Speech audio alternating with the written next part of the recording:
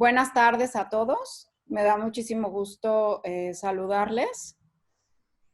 Yo soy Carol Perelman, soy exalumna y miembro del patronato de la Facultad de Química de la UNAM. Me da muchísimo gusto darles la bienvenida al último de los 4 webinars sobre las acciones e investigaciones que se están llevando a cabo en la Facultad de Química de la UNAM ante COVID-19. Antes de empezar, me gustaría brevemente comentarles que estos webinars fueron organizados por el patronato en coordinación con la dirección de la Facultad de Química de la UNAM. El Patronato de la Facultad de Química es una asociación formada mayormente por exalumnos que procura fondos para ayudar a la facultad con equipos, becas para alumnos, apoyo a los investigadores y vínculos con la industria. Los invitamos a todos ustedes a conocer más sobre nuestras labores, a seguirnos en redes sociales y apoyarnos con donativos para que podamos seguir brindando oportunidades a las nuevas generaciones. Entren a nuestro sitio web donde podrán dar un donativo. Todo apoyo suma y para este regreso a clases las necesidades obviamente serán mayores. Antes de comenzar, quiero agradecer a la Dirección General de Comunicación Social de la UNAM por habernos apoyado en la difusión de estos webinars. Estamos transmitiendo por Facebook y por YouTube de la Facultad de Química, por el Facebook del Patronato de la Facultad de Química, así como por UNAM Global. En este cuarto webinar hablaremos sobre si se pueden o no reusar los cubrebocas y cómo se pueden mejorar con el uso de nanomateriales. Para ello, tenemos con nosotros al doctor Luis Cedeño y al doctor Iván Puente. Les invito a todos ustedes a que nos vayan mandando todos sus comentarios, sus preguntas. Todas ellas las vamos a resolver acabando las ponencias. Y para comenzar, le quiero dar la palabra al doctor Miguel Costas, de la Secretaría Académica de Investigación y Posgrado de la Facultad de Química. Buenas tardes a todos. Gracias, Carol. Buenas tardes a todos. Bienvenidos de nuevo. La Facultad de Química de la UNAM es un espacio de fortaleza académica que en este momento atiende a 7,300 estudiantes de licenciatura en las 6 carreras que imparte y en el que además se forman recursos humanos de alto nivel en 9 de los programas de maestría y doctorado. En la Facultad de Química se desarrolla investigación original en una muy amplia gama de áreas y de temas dentro de la química, cubriendo desde la ciencia básica a la ciencia aplicada y a la tecnología. Es además muy común que los proyectos de investigación que se desarrollan tengan como objetivo cooperar a la solución de problemas del país, tanto en el ámbito público como en el industrial. Justo por ese compromiso con la sociedad que la sostiene, desde el mes de marzo pasado, la facultad ha venido realizando una serie de acciones e investigaciones sobre el virus SARS-CoV-2. En esta serie de webinars, que termina esta tarde con el último de ellos, la facultad, en colaboración con su patronato, quiere mostrarles al público en general estas contribuciones. El día de hoy vamos a empezar con el doctor Luis Cedeño, que es miembro del Departamento de Ingeniería Química de la facultad. Las áreas de investigación del doctor Cedeño son ingeniería de reactores, catálisis heterogénea y la síntesis y caracterización de catalizadores. En este webinar, el doctor Cedeño nos hablará de la posibilidad de mejorar los cubrebocas empleando nanomateriales. Luis, bienvenido y adelante. Muchas gracias. Buenas tardes a todos. Agradezco la invitación a este webinar. Y tengo 2 problemas importantes, que es tratar de responder estas 2 preguntas. Sinceramente, no creo poder responderlas. Quiero más bien reflexionar con todos ustedes. ¿Qué podemos decir con respecto a estas preguntas? Quiero mostrarles los elementos de juicio para que cada quien pueda responder con sus propias palabras, con sus propios fundamentos, estas 2 preguntas. Y vamos a empezar precisamente pues haciéndonos más preguntas. Hablamos de cubrebocas, hablamos de tapabocas, hablamos de mascarillas, de máscaras o respiradores. Si somos un poco generales, podemos decir que prácticamente estos son sinónimos y se refieren a lo que encontramos prácticamente en el mercado, donde hay una gran variedad de cubrebocas, tapabocas, respiradores, para todos los usos y algunos que parecen un poco chistosos, pero los podemos utilizar pues para las fiestas inclusive. Si tenemos pensado tal vez que hay que hacer una ceremonia, ahora que podamos terminar el confinamiento, pues hay diseñadoras que nos pueden mostrar ciertos cubrebocas y algunos más formales que realmente son los que les llaman normalmente respiradores, como el 3M de N95. Lo importante es por qué y para qué.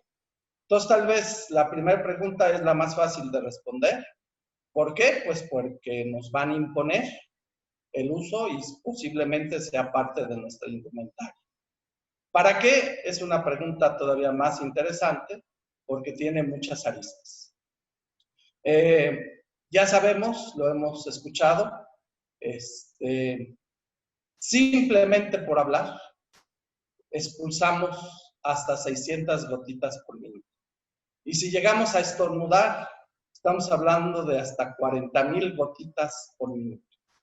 Estas gotitas o estas gotas son clasificadas como gotas de flush cuando tienen tamaños entre 10 y 100 micras.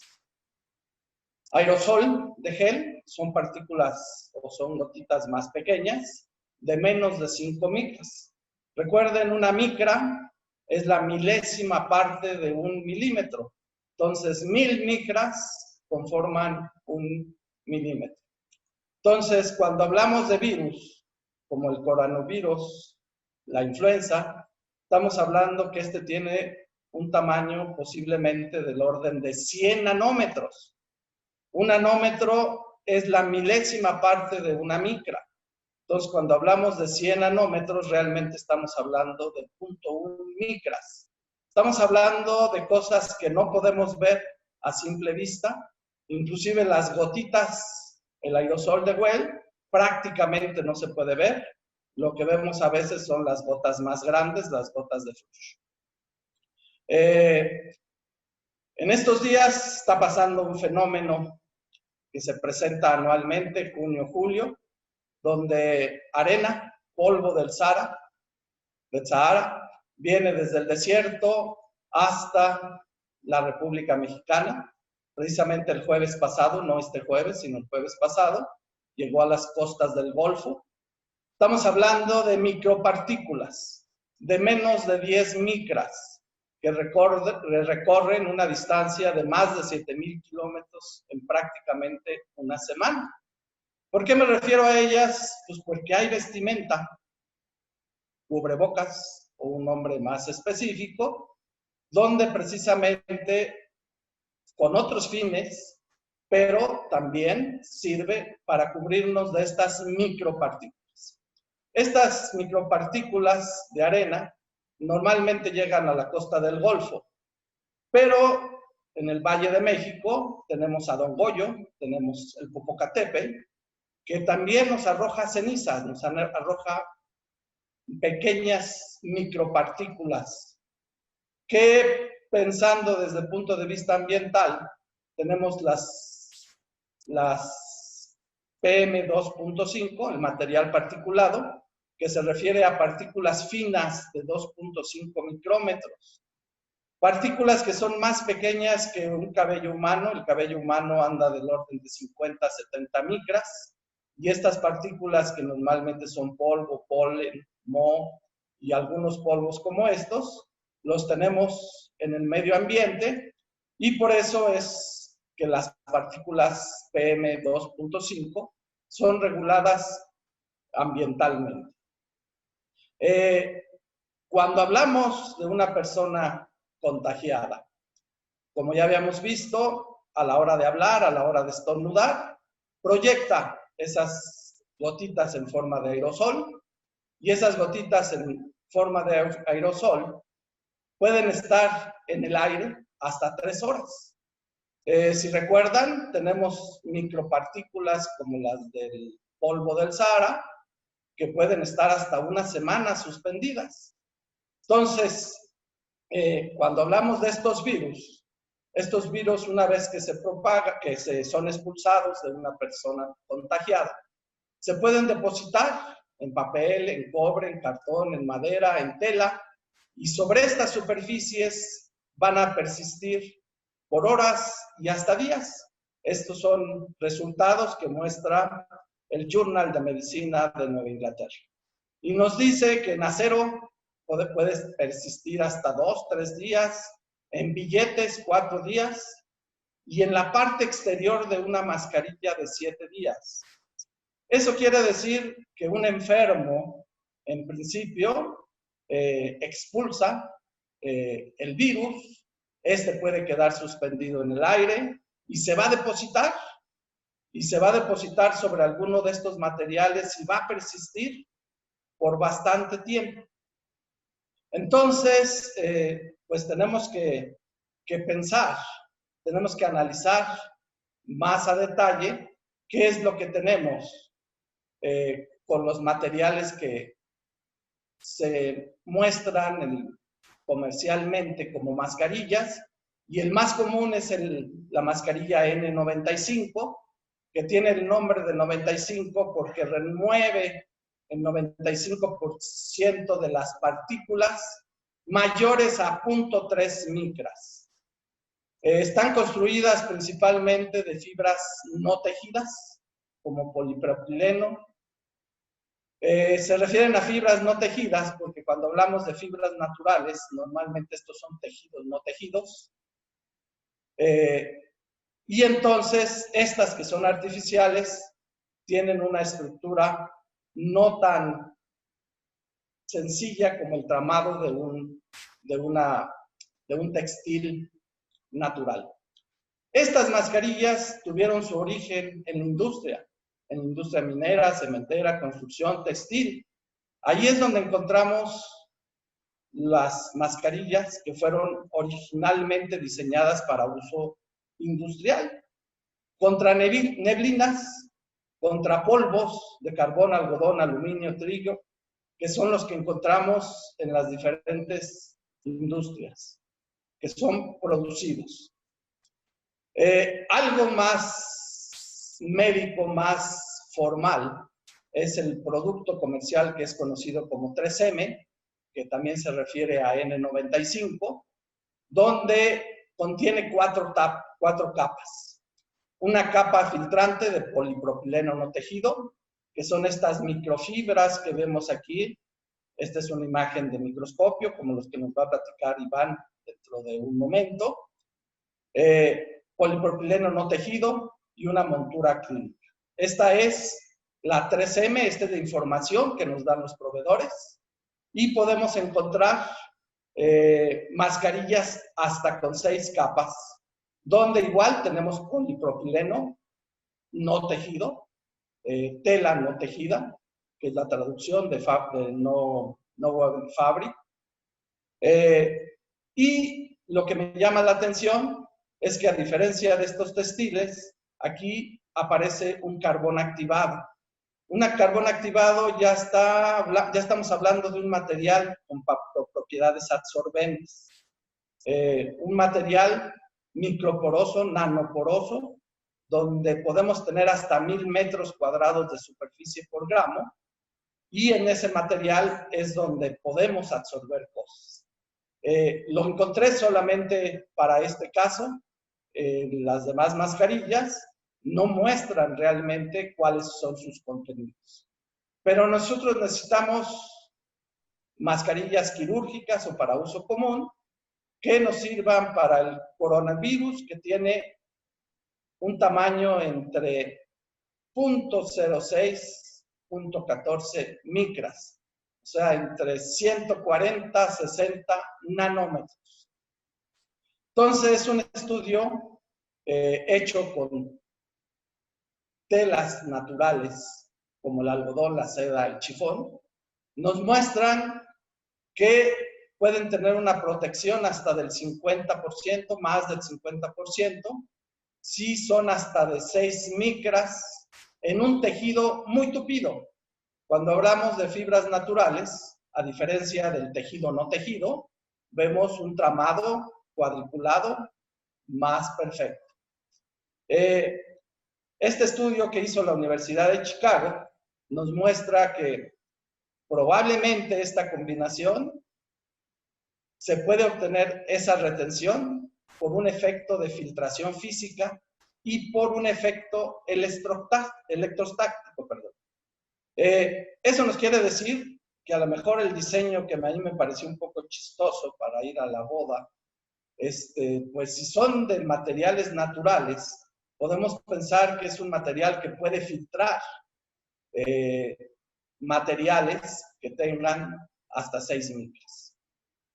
Este otro estudio de la Universidad de Cambridge nos muestra diferentes materiales que son utilizados para mascarillas quirúrgicas, para una aspiradora, un paño de cocina, una camiseta, la almohada, el lino, la seda, una camiseta que sea de 100% algodón, que no sea sintética parcialmente, y hasta una bufanda. La eficiencia de su filtrado, pues obviamente depende del material que está hecho. Entonces vamos a tener una bufanda de 49%, hasta una mascarilla quirúrgica que puede tener hasta un 89%. Si hablamos de fibras naturales, vamos a tener este tipo de tramado, donde el diámetro de esas fibras de algodón, lino, lana, seda, andan del orden de 10 a 20 micras, y para la lana inclusive un poco más grandes. A diferencia de un material tejido o no tejido, que son normalmente los materiales sintéticos, donde si vemos imágenes microscópicas de un microscopio, podemos ver cómo es ese tramado. Entonces, con esto quiero mostrarles la información que debemos tener, o que conocemos, o que podemos obtener de lo que existe, que nos proporcionan los proveedores. Prácticamente los cubrebocas están formados de textiles sintéticos no tejidos. Son filtros pasivos. Van a retener solo las gotas de aerosol, que son esas gotitas de menos de 10 micras. Son filtros desechables, por lo cual deben de eliminarse, porque precisamente si sirven o se usan con una persona contagiada, en un medio donde tenemos contagio, van a estar o son una fuente de infección. Eso nos lleva a pensar que a lo mejor en un futuro, no como las islas de plástico que hay en el Pacífico, pero sí vamos a tener tal vez montañas de material que son mascarillas, que son guantes, que han sido utilizados para una protección y se ha quedado absorbido, se ha quedado el material infeccioso en ellos. Entonces, con estos elementos tenemos que reflexionar, tenemos que analizar si esos materiales pueden reutilizarse, si son materiales pasivos. Entonces, vamos a pensar en que esos materiales textiles se les puede modificar ciertas propiedades físico-químicas si lo que hacemos es incorporarle nanopartículas, tamaño nanométrico, milésimas de micras a los textiles. Y aquí les muestro precisamente una micrografía de un textil que, como pueden ver aquí en la escala, es prácticamente 10 micras el diámetro del textil y unas pequeñas manchas blancas que corresponden a peróxido de zinc, que es un metal que ha sido incorporado. ¿Con qué propósito? Esto no es nuevo, esto se ha hecho con algunos metales, con algunos óxidos, principalmente para proteger empaque de alimentos para fines odontológicos. La boca es un cultivo de infinidad de bacterias y para tratamiento de aguas. ¿Cuál es la idea de la funcionalización? Que nanopartículas, estoy hablando de partículas de plata, cobre, oro, zinc, pero de tamaño nanométrico, de milésimas de micras. Estas materiales, estas nanopartículas, presentan propiedades antimicrobianas y antivirales, debido principalmente a que como son partículas muy pequeñas, tienen una gran superficie y presentan diferentes estructuras cristalográficas. En este estudio que presenta en este artículo de la Sociedad Química de Perú, nos dice que las propiedades textiles, las propiedades físicas, no son afectadas cuando se incorporan nanopartículas sobre, en este caso, las fibras textiles. Esas nanopartículas, ese óxido de zinc, aquí tenemos otra micrografía, donde pueden ver, son esferas, y esta esfera tiene más o menos 100 nanómetros de diámetro. Estamos hablando de 0.1 micras el tamaño de estas nanopartículas. Estas nanopartículas, como el caso de los óxidos de titanio y zinc, se le atribuyen sus actividades antimicrobianas por su carácter hidrofílico y porque son fotocatalizadores, tienen una actividad fotocatalítica. De los fotocatalizadores, el óxido de titanio, TiO2, si lo combinamos con algunos otros semiconductores como óxidos de cobre, óxido de zinc, pueden mejorar aún más sus propiedades antibacteriales. O sea que tenemos un efecto sinergético sobre este catalizador.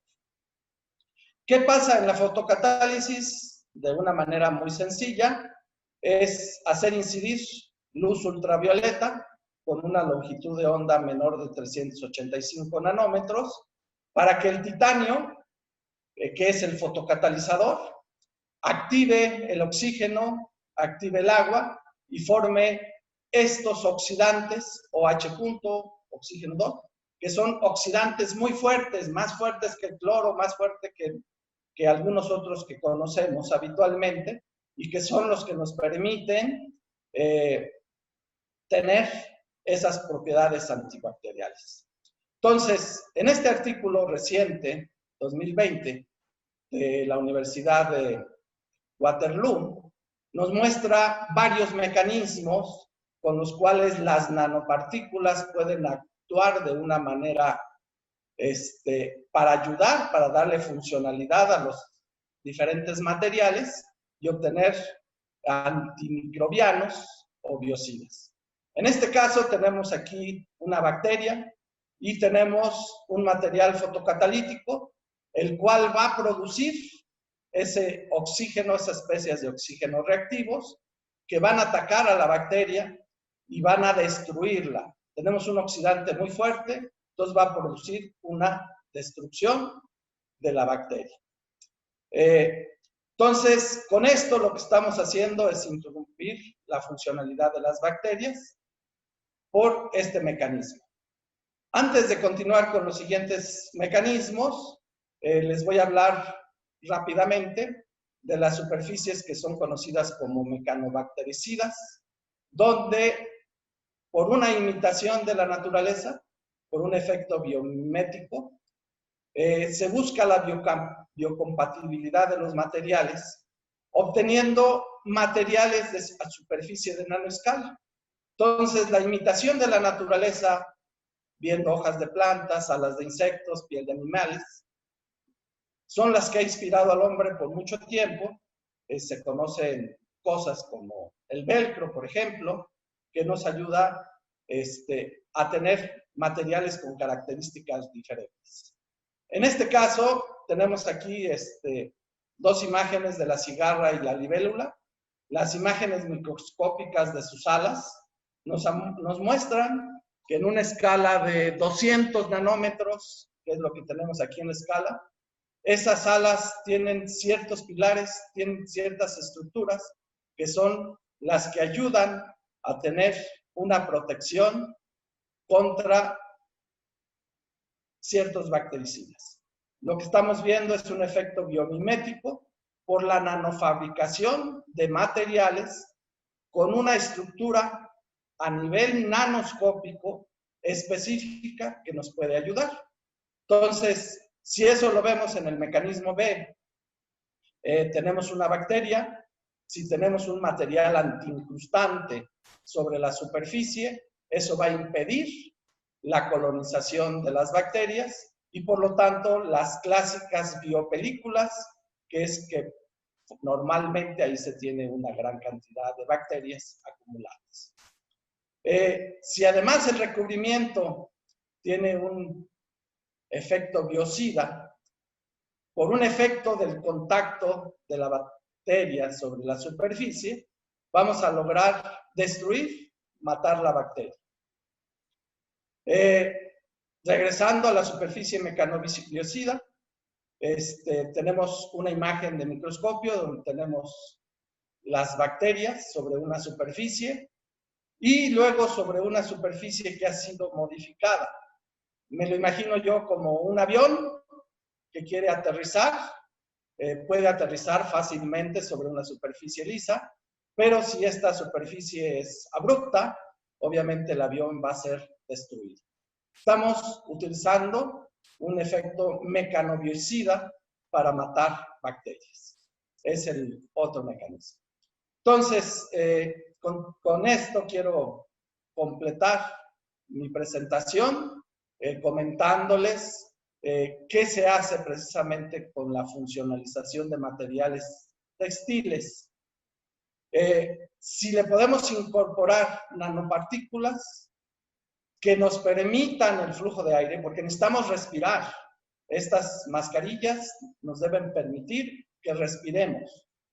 Pero si esas nanopartículas que incorporamos nos dan propiedades biocidas, con la presencia de nanopartículas, ya no tenemos una mascarilla pasiva, sino una mascarilla que nos puede ayudar a destruir los virus y que son características que nos van a ayudar para resolver los problemas de brotes pandémicos como el que tenemos. Nosotros en la unidad de investigación en catálisis, lo que hemos estudiado por varios años, por muchos años, son precisamente la síntesis, el uso de estas nanopartículas, no para este uso, porque este uso realmente es algo nuevo, sino con fines catalíticos, obtener nanomateriales que nos permiten obtener propiedades fisicoquímicas diferentes, mayor actividad catalítica y, como muestran estos resultados, mayor capacidad biocida. Esto es lo que hacemos en la unidad de investigación en catálisis y lo que estamos estudiando ahora nuevamente, ahora en colaboración con el Centro de Nanociencias y Nanotecnologías, con el grupo de investigación del doctor Sergio Fuentes y el doctor Gabriel Alonso, es precisamente cómo podemos utilizar toda esta experiencia en la producción de nanomateriales, de nanopartículas, para mejorar estas mascarillas. Con esto termino mi presentación. Espero que tengan elementos suficientes para reflexionar y ustedes puedan tener respuestas razonables a estas dos preguntas. Gracias. Muchas gracias, doctor Luis Cedeño, por esta presentación. Muy, muy interesante entender precisamente cómo hacer una mascarilla, un cubrebocas, de ser un artefacto pasivo a ser un artefacto activo. Y muchas de las preguntas que nos están llegando, y de hecho invitamos a los que nos están escuchando que vayan sumándose y nos sigan mandando sus preguntas. Vamos a escuchar ahora al doctor Iván y nos va quizás a resolver algunas de sus dudas que hablan sobre la reutilización, si se pueden reutilizar, sabiendo que hay una escasez de equipo de protección, en especial de cubrebocas, poder entender si se pueden o no reutilizar. Miguel, si quieres dar la introducción al doctor Sí, Iván. claro. Hace unas semanas, ante la escasez en el mercado de cubrebocas, cuando era más crítica, para el personal de salud, un hospital público de la Ciudad de México contactó a la facultad con la siguiente pregunta. Nos dijo, ¿se pueden reutilizar los cubrebocas? Porque nosotros tenemos muy pocos y queremos reutilizarlos, pero queremos estar seguros de que nuestro personal está a salvo. Entonces, para contestar esta pregunta, una de las cosas que se han hecho es, el doctor Iván Puente realizó mediciones de microscopía electrónica en el laboratorio a su cargo, que está dentro de una unidad de servicios de apoyo a la investigación y a la industria de la facultad. Y el doctor Puente está justo en estas instalaciones. Ahí atrás de él verán algunos instrumentos, los microscopios, que supongo que nos los presentará en algún momento. Entonces, el doctor Puente nos hablará de qué es cuáles han sido sus hallazgos utilizando cubrebocas de los que usa el personal de salud en los hospitales. Adelante, Iván, por favor. Muchas gracias. De nada.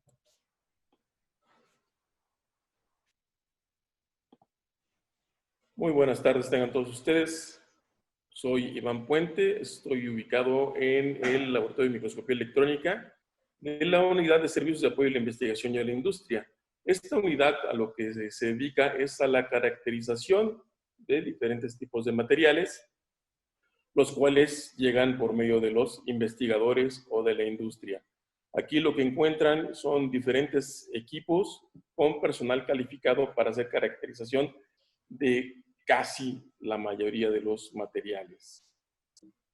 Ahora bien, como dijo el doctor Costas, la inquietud de la gente de los hospitales es, tengo muy pocos cubrebocas, ¿qué puedo hacer con ellos? Para esto utilizamos una de las técnicas que contamos en este laboratorio. Contamos con un microscopio electrónico de barrido, lo cual nos puede dar la topografía, tamaño y textura de una muestra. Contamos con microscopios electrónicos de transmisión y transmisión con barrido, los cuales nos permiten ver tamaños de nanopartículas, tamaños de poro. Contamos también con microscopios de fuerza atómica, lo cual nos permite también observar lo que es la rugosidad y algunas otras propiedades eléctricas o magnéticas en materiales, en algunos materiales.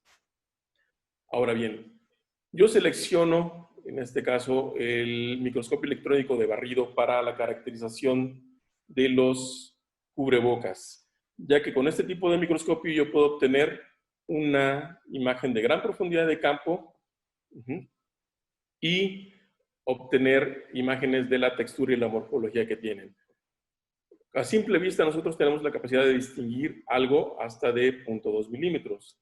El microscopio electrónico podemos amplificar hasta, en el de barrido, hasta 300,000 veces, o en un microscopio electrónico de transmisión podemos amplificar hasta 1,5 millones de veces. Ahora bien, la primera pregunta que nos hicieron es, ¿los cubrebocas, los N95 y los KN95 es lo mismo? En este caso, los dos tipos de cubrebocas, el KN95 y el N95, contienen 4 medios filtrantes.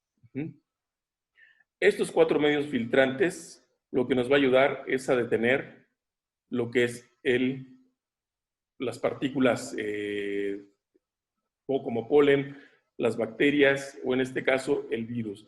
En un boletín sacado por 3M nos indica que las mascarillas N95, las KN95, las FFP2, las P2, etcétera, son idénticas. Todas tienen 4 capas. Algunas llegan a tener 5 o hasta 6 capas.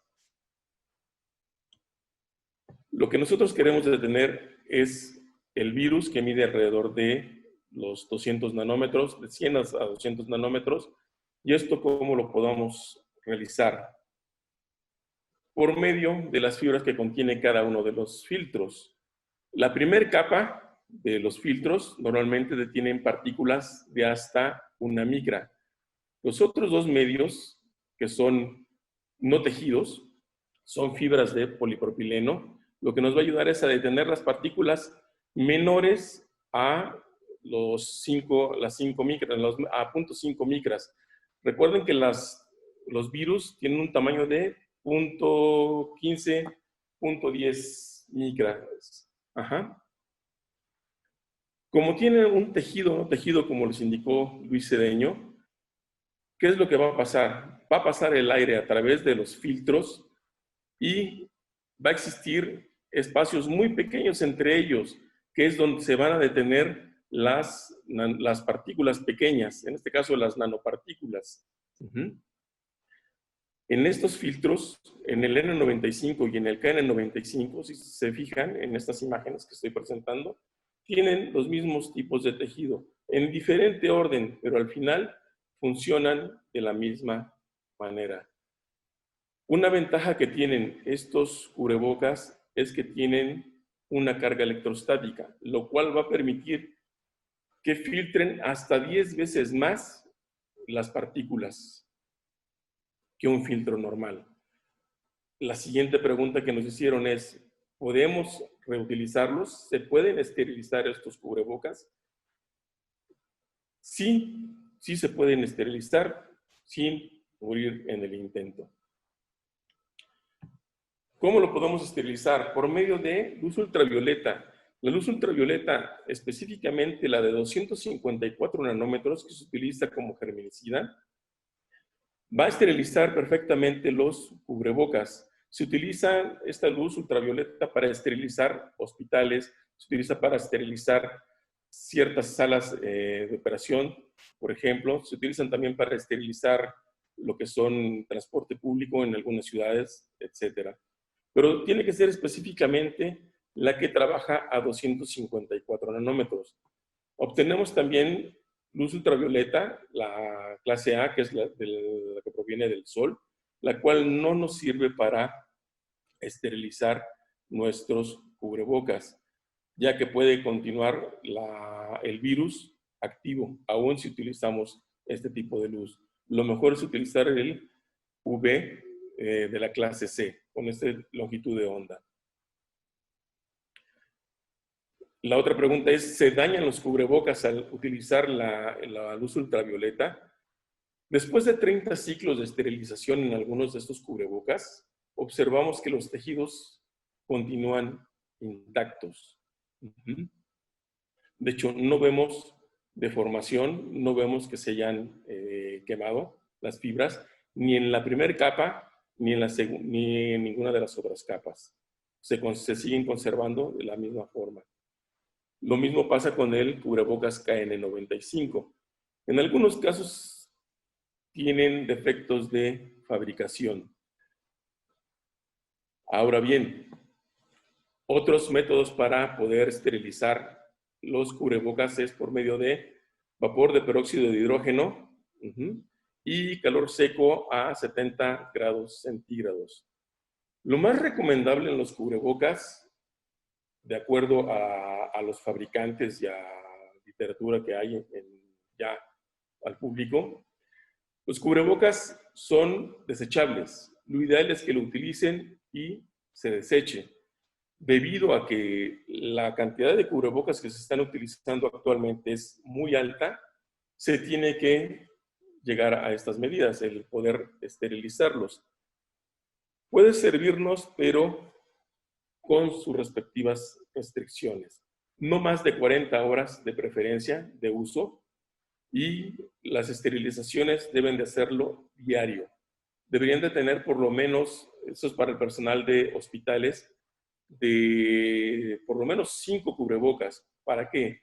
Para que estén utilizando uno un día, al día siguiente ellos manden reciclar ese y utilicen el nuevo. Y ese se mande a una cadena de custodia para que se lo entreguen al final de la semana.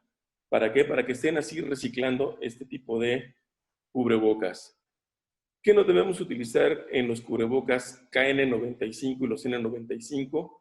De preferencia es no usar agua con jabón, no meterlos en cloro y no guardar mucho tiempo para desactivarlos. Tampoco se debe de utilizar alcohol, ya que si hacemos cualquiera de estas actividades en los cubrebocas, va a disminuir su capacidad de filtración. Por literatura nos indican que la filtración puede disminuir del 95% que está estipulados para estos cubrebocas hasta un 80 o un 70%. Ahora bien, recuerden que estos cubrebocas, los N95 y los KN95, tienen electricidad estática y se les van a adherir las partículas. No basta no nada más con esterilizarlos. De acuerdo con el tiempo de uso, van acumulando partículas. Y esas partículas, aunque los esterilicen, van a continuar fijas en los tejidos. Estas son imágenes que tomamos de los cubrebocas ya usados, en los cuales se observa cómo llegan pequeñas partículas y se quedan fijas en los cubrebocas. De preferencia también es no utilizar lo que es labial ni maquillaje para el uso de estos cubrebocas, ya que puede adherirse a las fibras. Ahora bien, para los cubrebocas caseros, como mencionó el doctor Luis Cedeño, podemos utilizar desde lo que es toallas, camisetas de algodón, fundas de almohada, filtros de aspiradora, bufandas, camisetas, etc. Lo que se debe de hacer es hacer cubrebocas con 3 capas, como lo indica la OMS, de preferencia de polipropileno, algodón y poliéster. Teniendo la capa de poliéster en la parte externa, que va a permitir que sea un poquito más impermeable, y en la parte interna el algodón. ¿Para qué? Para que no nos dañe o nos friccione la cara. Y tener como medio filtrante la película de polipropileno. Los tejidos que se pueden utilizar para estos cubrebocas tienen que ir con telas que no tengan tramado. ¿Por qué? Porque llegan a tener estos huecos por los cuales pueden entrar partículas o podría entrar el coronavirus, ya que las aperturas que tienen estas partes llegan a ser hasta de 20 micras. Recordemos que el virus es de 0.15 micras. Por eso de preferencia es utilizar varias capas. ¿Para qué? Para que pueda retener el virus en ellas. A diferencia de los cubrebocas KN95 o los N95, los cubrebocas que podemos hacer en casa los podemos lavar, los podemos sumergir en cloro, los podemos lavar con agua caliente y no les va a pasar nada. ¿Ok? Nosotros nos encontramos en el edificio Mario Molina. Aquí estamos a sus órdenes para realizar servicios de cualquier tipo. Muchas gracias por su atención.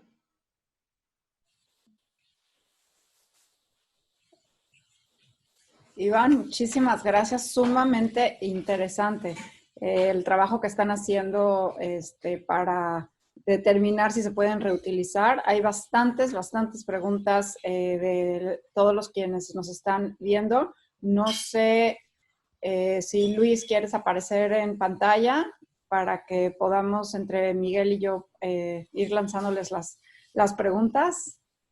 Muchas gracias a ambos por sus presentaciones. Miguel, ¿quieres comenzar?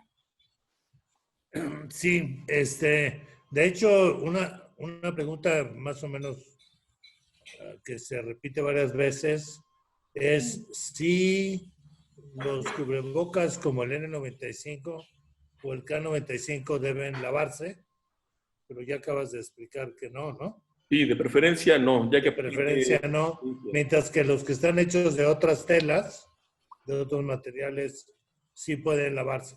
Así es. Ok. Y aquí hay una pregunta en ese sentido interesante, que pregunta, si yo meto el cubrebocas al microondas, ¿lo esterilizo?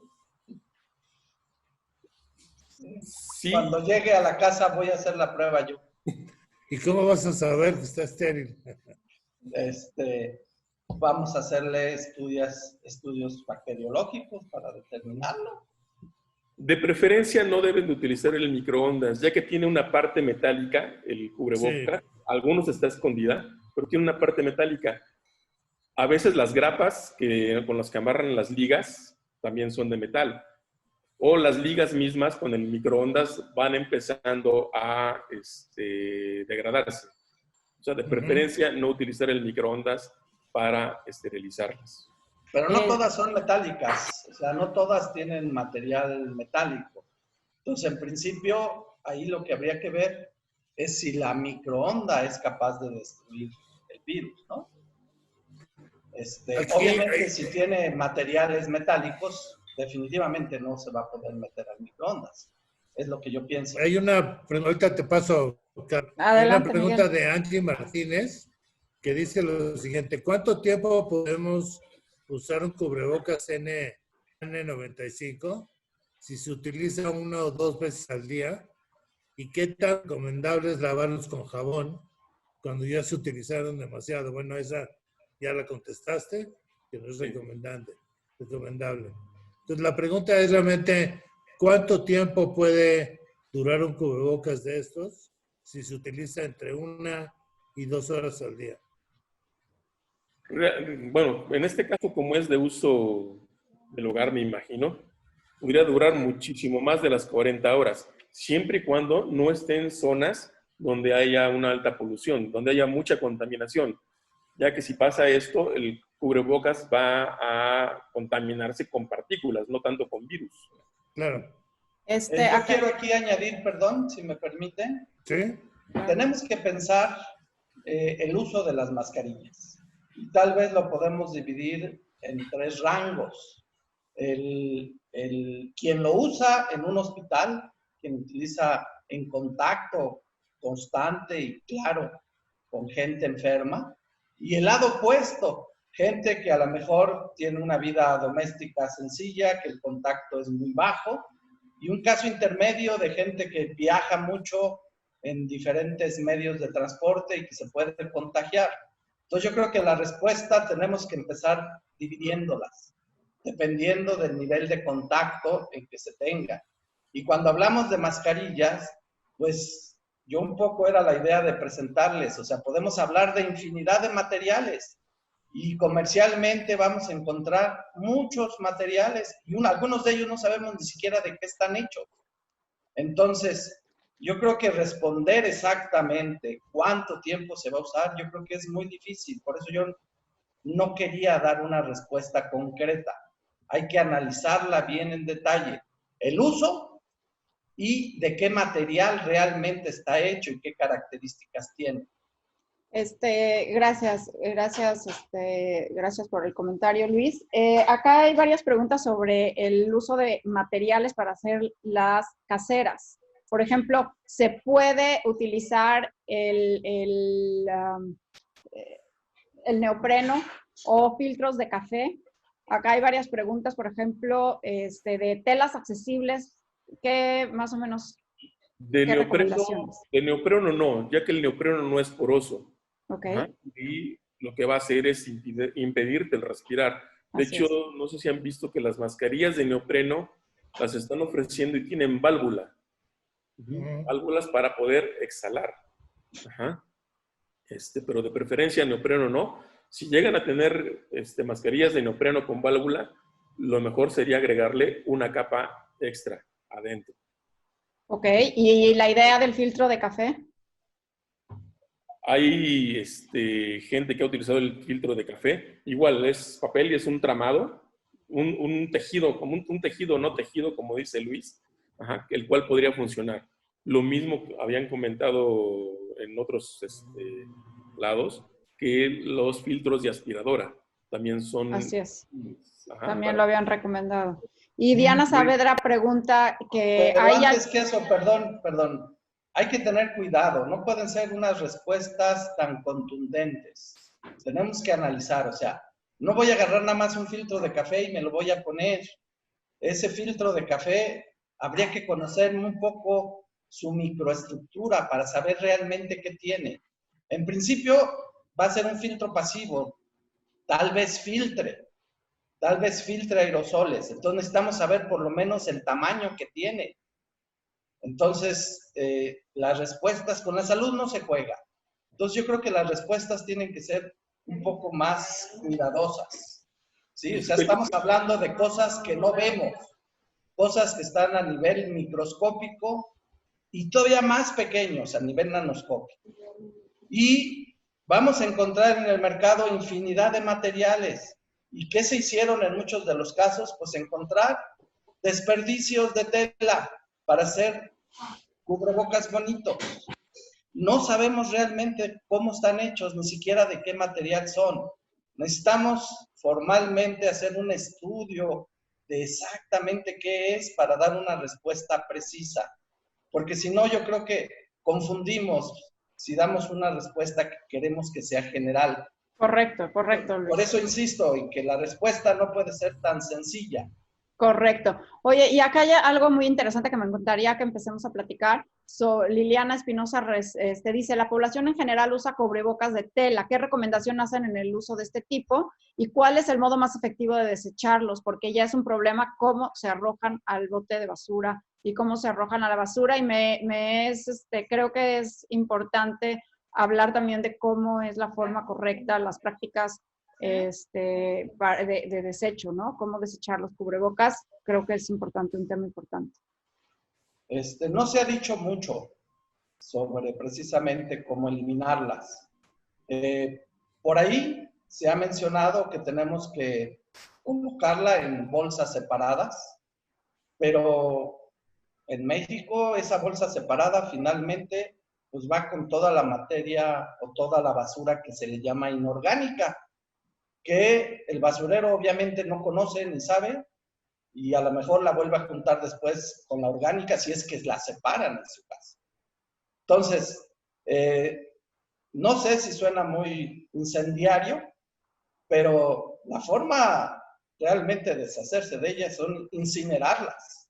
No, bueno, pero no queremos que la gente incinere en sus casas sus cubrebocas. Por eso te decía que puede ser una respuesta incendiaria, pero si se lo doy al señor de la basura, el señor de la basura no sabe ni siquiera cuál es la diferencia entre basura inorgánica y orgánica. No, bueno, pero quizás desecharla en una bolsa de plástico hermética y desecharla así, creo que, obviamente los hospitales y los centros de salud tienen su forma de hacer sus residuos biológico-infecciosos y esa es la práctica correcta. Sin embargo, en casa, los de tela los podemos lavar en la lavadora, ¿no, Iván? Sí, Luis, se pueden lavar en la lavadora y después... Con secadora de preferencia. O secadora, y los quirúrgicos son desechables y entonces hay que ponerlos en una bolsa y desecharlos al bote de basura. También no queremos que la gente que trabaja en nuestros depósitos sanitarios, en todos los tiraderos de basura, se contaminen, ¿no? Con cubrebocas que llegan así expuestos. De hecho, aparte de desecharlos en la bolsa, de preferencia es rómpanlos, porque ya se ha dado que los han reciclado, de que los recogen de la basura, los lavan y los vuelven a vender. Ah, muy bien, Iván, 100%, sí. Hay que romperlos. Sí. A ver, Miguel, más preguntas por ahí. No, estaba diciendo lo que dice Iván, que hay que romperlos. Eso es una buena medida. Muy buena medida. Aquí hay una pregunta para Luis que dice que ¿cuál es el nivel de si se conoce o no, el nivel de toxicidad de, por ejemplo, cobre o de otros materiales que mencionaste, podría formar parte de mascarillas? Claro. Sí se conocen los niveles de toxicidad de todos estos metales, porque como les comentaba, afortunadamente se han estudiado para otros usos, se tienen en el medio. Pero aquí hay algo muy importante a tomar en cuenta. Estamos hablando de que estas cubrebocas, mascarillas, respiradores, deben de contener nanopartículas de metales, pequeñas partículas, y la cantidad de metal que se va a utilizar, estamos hablando de microgramos, de cantidades pequeñísimas, cantidades muy pequeñas de estos metales. Entonces, obviamente, a estos niveles de concentración de los metales, no se va a tener ningún problema de toxicidad. El problema es que le quieran poner a la mascarilla pues ya alambres de cobre o una moneda. Estamos hablando de materiales nanoparticulados, de pequeñas estructuras de metales, de óxidos de metales, y en concentraciones de partes por millón hasta partes por billón. Entonces, a esos niveles, la toxicidad obviamente es baja, y parte de la preparación adecuada de esas mascarillas es que esos metales realmente queden adheridos al textil. Porque si no están adheridos, si no se impregnaron, si no se prepararon adecuadamente, obviamente que esas nanopartículas se van a perder y las podemos respirar. Entonces, una buena preparación de una mascarilla tiene que tener esas nanopartículas ancladas en las fibras textiles. Muy bien, entonces, estamos hablando de nanociencia, realmente de algo que tiene que ser muy cuidadoso de hacerse. Gracias. Acá hay una pregunta para Iván. Gracias, Luis. Es de Andrés y dice, ¿se podrá utilizar ozono para la desinfección de las N95? En la literatura indican que sí pueden hacer uso de ozono, pero los tiempos de esterilización son muchísimo más largos. Ajá. Y el problema es que tienen que tener cuidado porque es tóxico. Ok. Otra pregunta, supongo que también es para Iván, de Ulises Flores. Dice, ¿cuánto tiempo se tiene que exponer el cubrebocas a la luz ultravioleta para esterilizarlo? Si están utilizando un joule por centímetro cuadrado, hasta de 15 a 20 minutos aproximadamente. Es lo que y lo que tú has medido, bueno, lo voy a refrasear, las mediciones que tú hiciste en el laboratorio para las mascarillas que usa el hospital, ¿cuántos ciclos de uso de ultravioleta tenían? Hasta 40 llegamos a probar. Y ahí no había deterioro. No hay daño. Las filtras todavía. No hay daño de los filtros. Luis, hay muchas... perdón, Iván. Se muestran daños cuando se utilizan 120 joules. Y eso ya es algo muy, muy alto. No lo utiliza normalmente. Salud. Gracias. Luis, acá hay una... ¿Cuántas partículas tiraste por ahí? Como unas 50,000, pero se las dejé aquí en el laboratorio. En el laboratorio de Iván, sí. Ahí van. La pregunta, Luis, es sobre si estas mascarillas que se están ofreciendo ya en México, de cubiertas de cobre, si sí funcionan, si no funcionan, cuáles, porque hay varias preguntas al respecto, están anunciando mascarillas en diferentes redes sociales, etcétera, que tienen cobre, si hay que comprarlas o no, y cuál es tu opinión. Sí, casualmente vi el comercial de alambritos de cobre. Si nosotros revisamos la información científica actualizada, prácticamente todo esto que les he expuesto son posibilidades, son cosas que se pueden hacer preparando con nanoestructuras, con propiedades adecuadas. Que yo sepa hasta el momento, a nivel laboratorio todavía no se han desarrollado. Entonces, a nivel comercial, yo dudo realmente que existan mascarillas con estas propiedades. Entonces, hay que tener cuidado con los productos milagro. Habría que ver si la empresa que está proponiendo ha obtenido realmente nanopartículas de cobre. Y además, cuando uno dice nanopartículas de cobre, no nomás es decir cobre, ¿qué cobre? Cobre metálico, iones cúpricos, iones cuprosos, óxido de cobre, sulfuro de cobre. No es sencillo.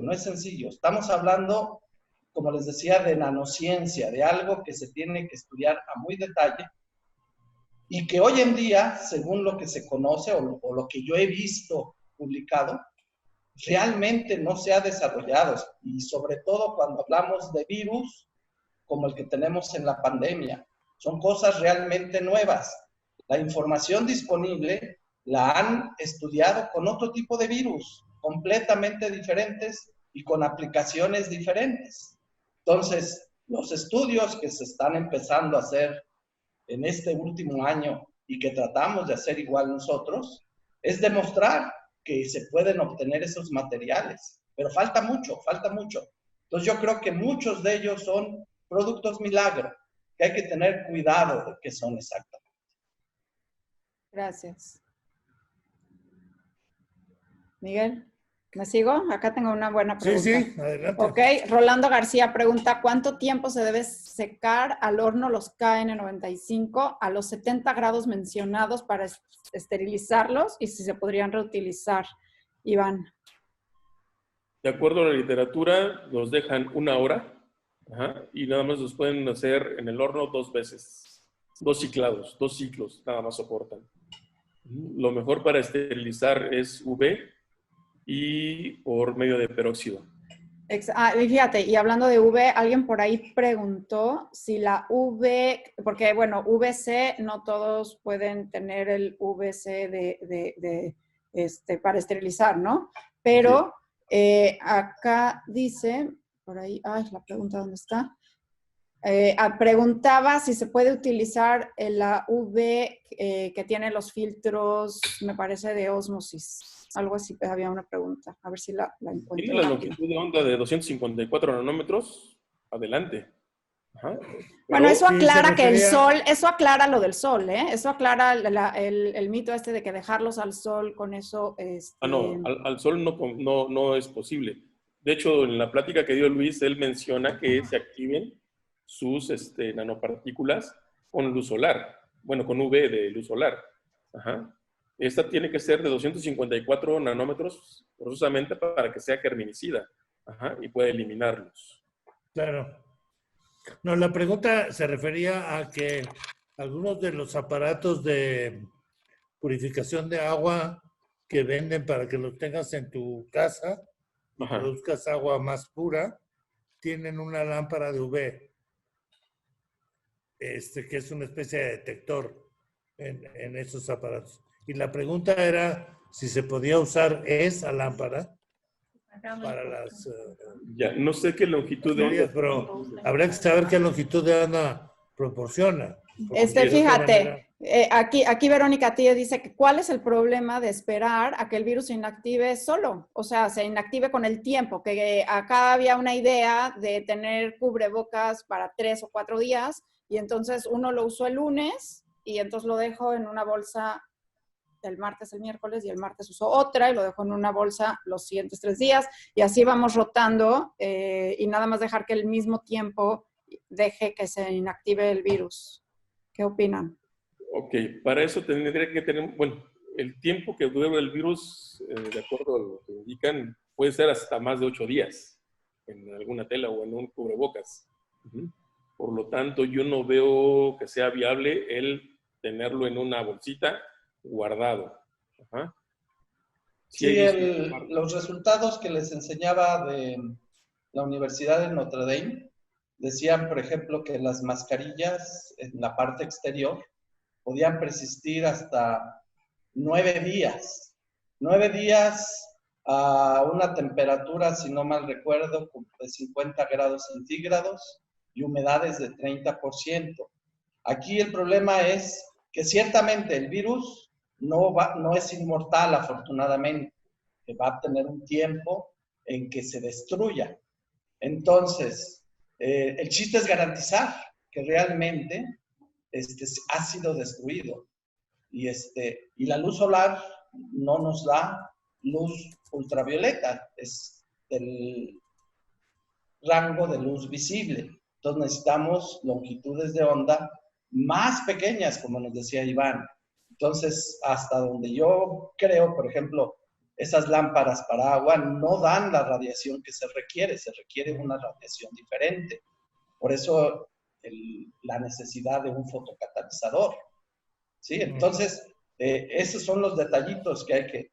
Yo creo que habría que dejarlo mucho tiempo, ponerle cloro, tal vez, ponerle agua oxigenada, algún oxigenante, y que tal vez se podría usar, pero no hay una garantía y el problema regresa, lo decía Miguel y por ahí aparece también en las preguntas, ¿cómo sé que realmente ya no tengo al virus? Entonces lo reuso y a lo mejor ahí está presente. Si no me contagié antes, a lo mejor me contagió ahora. Pues Contagio. muchas. Pues sí, muy, muy interesante. Iván, Luis, Miguel, creo que tuvimos una tarde muy interesante. El tema de los cubrebocas es sin duda muy importante porque finalmente es una barrera para proteger a los demás, ¿no? Entonces, bueno, pues yo les quería agradecer. Miguel, un mensaje final, algo que quieran agregar. Sí, nada más que me parece que hay algunos mensajes que deben quedar claros. Adelante. No estén, como dice Luis, comprando todo tipo de productos hechizos que son milagros y que hacen maravillas. No es cierto, las maravillas no existen, los milagros no existen. Comprar tapabocas de neopreno no tiene sentido. Lo más sencillo que funciona es usar tapabocas que puedan ser lavados con agua y jabón, de telas, digamos, accesibles, como algodón, por ejemplo, yo diría. Bueno, varias capas, ¿no? Varias capas de algodón. Como Luis ahí, que ya se está tapando con su bufanda. Voy a cambiar mi atuendo a partir de ahora. Sí, yo voy a usar bufandas. Yo creo que el mensaje debe ser eso. No es cierto que haya productos que maravillosamente maten al virus solo porque el tapabocas es de tal marca o tal otra, o te venden que tiene tal o cual cosa. Hay que irse por lo que está probado que funciona. Y lo que funciona son estas cosas simples que nos han explicado. Pues muy, muy bien, muchísimas gracias a ambos. Creo que además es una labor muy, muy importante que está realizando la Facultad de Química en el tema del equipo de protección personal. A ambos, muchas gracias. Me gustaría nada más, espérenme un segundo, compartirles por si tienen algunas más preguntas para que puedan enviarnos. Aquí les dejo nuestros contactos. Y mientras les digo, pues muchísimas gracias a todos los que tuvieron oportunidad de acompañarnos en este último cuarto webinar organizado por el Patronato y la Dirección de la Facultad de Química de la UNAM. Como mencioné en un inicio, el Patronato es una asociación formada mayormente por exalumnos que procura fondos para ayudar a la facultad con equipos, becas para alumnos, apoyo a los investigadores y vínculos con la industria. Los invitamos a todos ustedes a conocer más sobre nuestras labores, a seguirnos en redes sociales y a apoyarnos con donativos para que podamos seguir brindando oportunidades a las nuevas generaciones. Entren a nuestro sitio web, ahí podrán dar su donativo, todo apoyo suma y para este regreso a clases las necesidades serán aún mayores. Muchas gracias a todos por sus emotivos comentarios, por sus interesantes preguntas, por todas sus participaciones. Varios de ustedes nos acompañaron a lo largo de los 4 webinars, así que gracias. Esperemos que los hayan disfrutado. Sin duda aprendimos mucho juntos y estamos muy orgullosos por lo que está haciendo de ciencia en México, en especial nuestra universidad y en particular nuestra querida Facultad de Química. Si no pudiste ver los webinars anteriores que trataron sobre el procesamiento de pruebas de diagnóstico contra COVID o las distintas estrategias para el desarrollo de tratamientos y sobre la búsqueda de anticuerpos en la población mexicana y el diseño de anticuerpos sintéticos, te invitamos a verlos, los puedes encontrar grabados en nuestras redes sociales. Y bueno, pues muchísimas gracias a nuestros extraordinarios ponentes de hoy, al doctor Iván Puente, al doctor Luis Cedeño, mucha suerte con el resto de sus investigaciones. Y bueno, Miguel Costas de la Secretaría Académica de Investigación y Posgrado de la Facultad de Química. Muchas gracias, Miguel. Y a todo el equipo de comunicación. Muchas gracias a ti por tu entusiasmo y dedicación a estos webinars. No, pues muy feliz de estar con ustedes y obviamente agradecer al equipo de comunicación de la Facultad de Química, a su dirección, a su patronato. Buenas noches y muchas gracias. Buenas noches. Gracias.